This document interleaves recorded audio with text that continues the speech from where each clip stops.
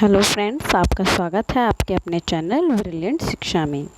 आज हम करेंगे एनसीईआरटी क्लास 9th का चैप्टर नंबर 4।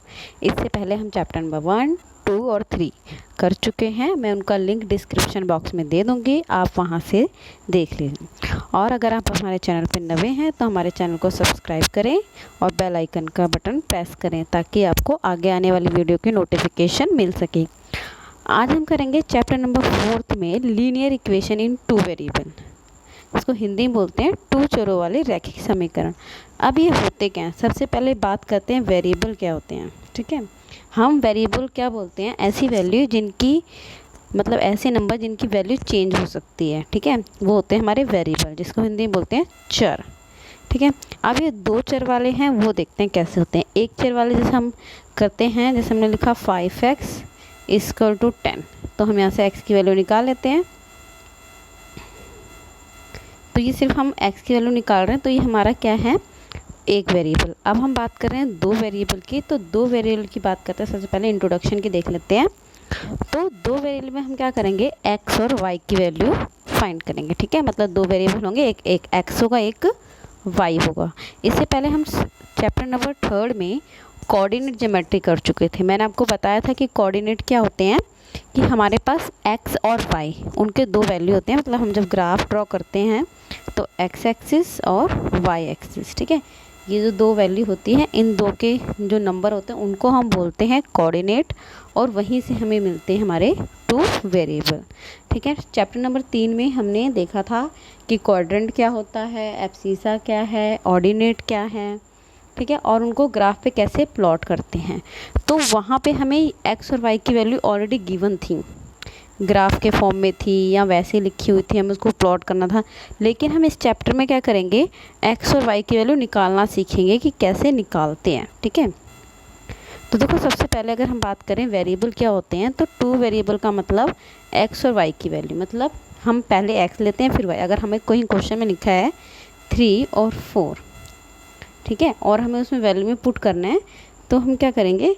पहली वैल्यू x, दूसरी वैल्यू y। ठीक है, फॉर एग्जांपल 2 वेरिएबल देखो कैसे होते हैं, कि जिसमें लिखा 2x और 3y। ठीक है, जब इन दोनों को प्लस करेंगे आंसर क्या आएगा? 10। मतलब यहाँ x और y की कुछ वैल्यू होंगी जो हमें पुट करनी। ठीक है, आगे करेंगे। अब इसमें जो हम फर्स्ट एक्सरसाइज करेंगे 4.1, उसमें हमें कुछ इस तरह के एग्जाम्पल मिलेंगे, जिस तरह मैं आपको एग्जाम्पल करा रही हूँ। जैसे हमें फॉर्म में लिखना है ax by c equal to 0, इस फॉर्म में लिखना है। इन फॉर्म में करने के लिए हमें a, b और c 3 वैल्यू पता होनी चाहिए, वो देखेंगे।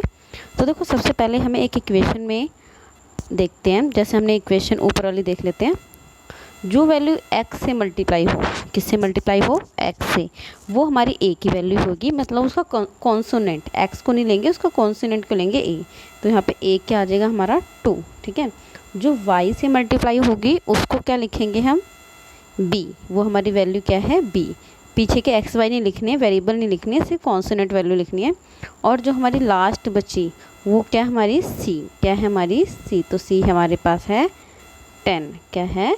10। ठीक है, तो इसी तरह इक्वेशन में हमें ढूंढना है कि a कौन सा है, b कौन सा है और c कौन सा है। ठीक है, तो देखो जैसे मैंने आपको एग्जांपल लेके बताया हुआ है, जैसे मैंने लिखा 3x plus y equal to 10। ठीक है, तो 3x y और 10, हमें देखो इस ऊपर बोला है कि इस फॉर्म में होना चाहिए ax by plus c equal to 0। तो हम क्या करेंगे? 10 को अपने पास लेंगे। अगर हम देखो बराबर के उधर आते हैं तो क्या होता है? माइनस। ठीक है, तो हमारे पास क्या वैल्यू आ गई है? माइनस। तो हम यहाँ से a की वैल्यू देखो क्या लिखेंगे? a की वैल्यू आ गई हमारे पास 3, b की वैल्यू आ गई 1 और c की वैल्यू आ गई 10। ठीक है, तो याद रखना है a की वैल्यू कौन सी होगी? जो x के साथ होगी, b के साथ होगी जो y के साथ होगी, जिसके साथ x y नहीं होगा वो हमारी c के साथ होगी। ठीक है, एक और एग्जांपल देखते हैं इसका। हमें लिखा 3x इक्वल टू 10। ठीक है, अब ये 1 वेरिएबल का है, तो इसमें एक y नहीं है, सॉरी b वाली वैल्यू नहीं है, तो इसको ये प्लस थे, देखिए क्या हो गया? माइनस हो गया। तो यहाँ देखो a की वैल्यू क्या होगी? 3, b की वैल्यू होगी 0 और c की वैल्यू होगी -10। ठीक है, क्योंकि यहाँ b तो है ही नहीं। ठीक है, अब एक और एग्जांपल है y इक्वल टू 10, तो 10 प्लस है, यहाँ जाकर क्या हो जाएगा? माइनस। तो a की वैल्यू हमें 0 बी की वैल्यू 1 और सी की वैल्यू -10। ठीक है, तो इस तरह के क्वेश्चन भी मिलेंगे देखने को। आगे देखते हैं, जो हमारे पास इसका मोस्ट इम्पॉर्टेंट है, इसमें दो चीज़ हमें करनी है। एक तो पहले हमें सोल्यूशन ढूंढनी है, सेकंड जिसको हिंदी में बोलते हैं हल ज्ञात करो या, ठीक है, और उसको हमें क्या करना है, फिर ग्राफ पे ड्रॉ भी करना है। ठीक है, पहले हम देखते हैं कैसे सॉल्व करना है। जैसे सपोज हमें कोई वैल्यू दे रखी है x + y। ठीक है, क्या वैल्यू, कुछ भी वैल्यू हो सकती है। हमें लिखा x + y = 6। ये हमारी पॉजिटिव भी हो सकती है और नेगेटिव भी। ठीक है, तो x + y = 6। ठीक है, तो हमें सबसे पहले क्या करना है, एक बॉक्स बनाना है हर क्वेश्चन के लिए। जब भी हमें क्वेश्चन सॉल्व करने के लिए बोलेंगे कि सोल्यूशन निकालो या हल निकालो, तो सबसे पहले हमें क्या करना है, एक बॉक्स बनाना है और बॉक्स में मैक्सिमम 3 या 4, अगर हमें 4 बोला तो 4, अगर हमें ग्राफ पे प्लॉट करना है तो 3 इनफ है। ठीक है, मैंने यहाँ पे आपको 3 ही निकाल लिया, आप 4 भी निकाल सकते हो। तो यहाँ पे लिखना है x, यहाँ लिखना है y। ठीक है, तो आप करना क्या है, देखो x + y = 6। तो मैंने क्या करा, x की वैल्यू 1 पुट करूँगी, कुछ भी पुट कर सकती हूँ, लेकिन हाँ 8 से छोटी। ठीक है, 8 से छोटी क्यों, क्योंकि जो हमें ग्राफ मिलता है उसमें हमारे पास जो x की वैल्यू होती है वो 8 तक ही मैक्सिमम जा पाती है। अगर हम 9 ले लेंगे फिर वो हमें बनेगा नहीं ग्राफ। ठीक है, इसीलिए सेम y के लिए भी। तो हमें बोला x + y = 6। ठीक है, तो x की वैल्यू हमने ली 1 आ गया, y ये प्लस से जाकर माइनस, तो y की वैल्यू क्या आ गई 5। मतलब एक वैल्यू हम खुद पुट करेंगे, दूसरी वैल्यू खुद आएगी। ठीक है, सेकंड के लिए देखो, ये सेम इक्वेशन थी, x + y = 6। तो मैंने x की जगह क्या पुट करा, 2। क्या पुट करा, 2। आप -2 भी ले सकते हो। ठीक है, मैंने लिखा 2, ये प्लस से हो जाकर माइनस। सिर्फ ध्यान रखना है, ना तो वैल्यू -8 से बड़ी होनी चाहिए और ना ही 8 से। ठीक है, ना x की ना y की। तो यहाँ देखो ये प्लस से हो जाकर माइनस, तो y की वैल्यू क्या आ गई 4। क्या आ गई y की वैल्यू 4। ठीक है, हमारे फर्स्ट सोल्यूशन हो गया, सेकेंड सोल्यूशन हो गया। थर्ड सोल्यूशन देखिए, लिखा x + y = 6। अब देखो मैंने x की वैल्यू क्या ली है 3। क्या लिए मैंने x की वैल्यू 3। ठीक है, तो देखो 3 + y = 6, ये प्लस हो जाकर माइनस। ठीक है, तो x की वैल्यू भी क्या आ गई हमारे पास 3y। ठीक है, तो देखो हमारे पास 1 2 3 सोल्यूशन हो गए।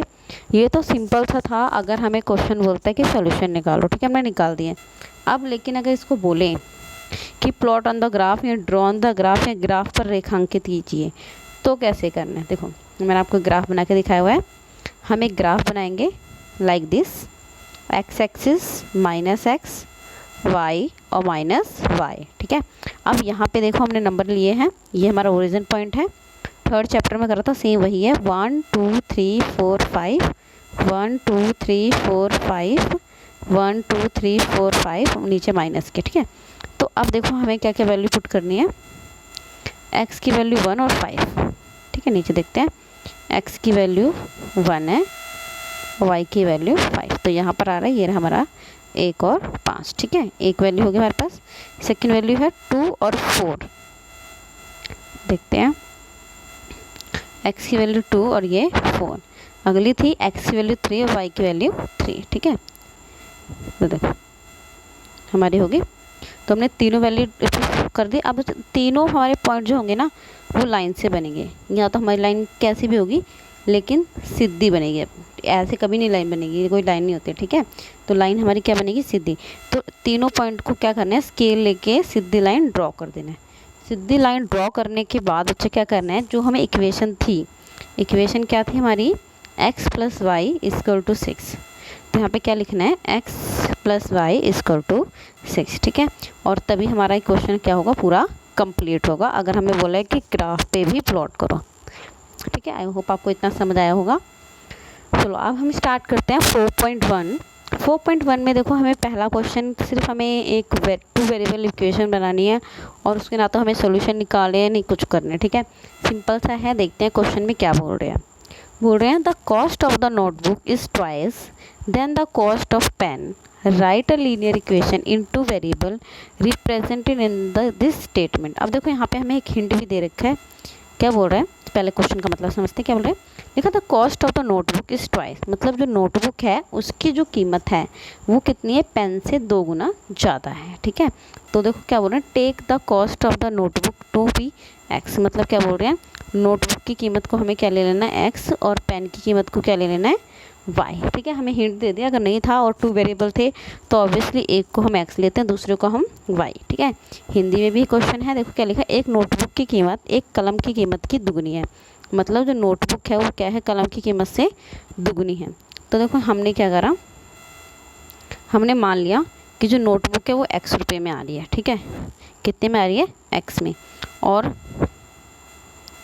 जो हमारे पास पेन है या कलम है वो कितने की आ रही है, y की। ठीक है, तो बेटा नोटबुक की कीमत कितनी है, पेन की डबल, तो हमने पेन को क्या कर दिया, डबल, क्या कर दिया इसको, डबल।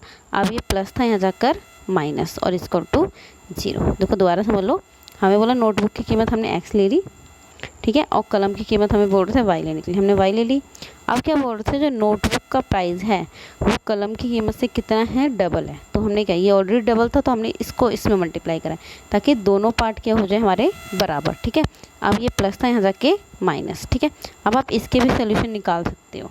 ठीक है, चाहे निकालने की कोशिश करना, लेकिन हमें सिर्फ क्वेश्चन में यहाँ तक बोला था कि इसके वेरिएबल बनाओ, तो हमने वो वेरिएबल बना दिया। ठीक है, अब देखो नेक्स्ट क्वेश्चन लिखा, express the following linear equation in the form ax plus by plus c equal to 0 and indicate the value of a b c in each case. हमें देखो क्या बोल रहा है कि हमें समीकरण दे रखे हैं, उनमें हमें ax by और c की वैल्यू निकालनी है, किस फॉर्म में, a b और c में। मैं अभी आपको एग्जांपल करा चुकी थी, इससे पहले एग्जांपल क्या पूरे क्वेश्चन ही करा चुकी थी इंट्रोडक्शन में कि कैसे निकालना। अब देखो सबसे पहले एक बात क्या करनी है, मैंने आपको बताया कि ax plus by plus c, तो जो a की वैल्यू होती है वो क्या होती है, जो हमारे पास x के साथ होती है, और b की वैल्यू क्या होती है, जो y के साथ होती है, और c के साथ ना तो x होता है ना ही y होता है। ठीक है, और अगर हमारी वैल्यू कोई लेफ्ट राइट हैंड साइड है तो उसको क्या कर लेना है, हमें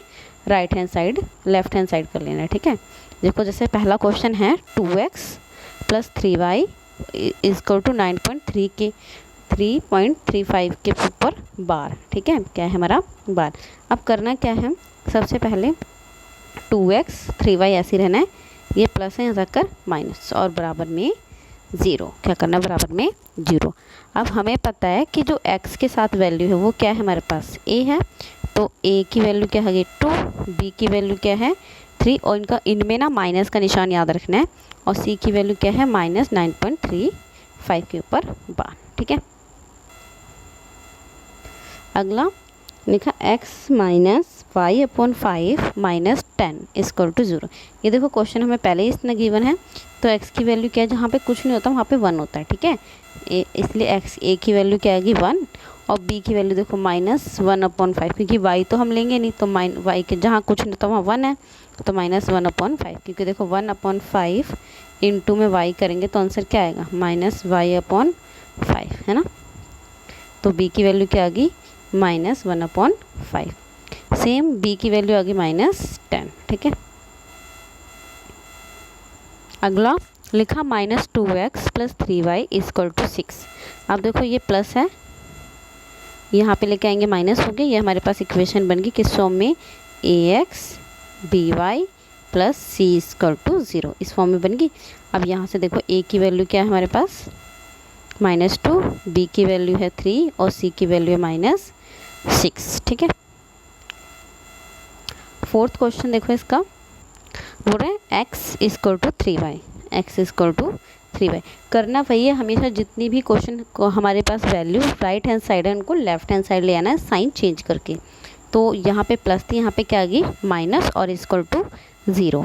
ठीक है, तो a की वैल्यू क्या है 1, b की वैल्यू क्या है माइनस का 3, और c की कोई वैल्यू नहीं है, इसलिए c हमारा क्या है 0, क्या है हमारा 0, मतलब जो वैल्यू गिवन नहीं है वो हमारी क्या है 0। अगर मैं सिंपल लिख देती x इक्वल टू 0, तो यहाँ पे a की वैल्यू क्या आती 1, b हमें दे नहीं रखा था इसलिए 0, और c भी नहीं दे रखा था इसलिए 0। ठीक है, बस याद रखना है कि x के साथ है वो a है, y के साथ है वो b है, जिसके साथ x और y नहीं है वो हमारी c है।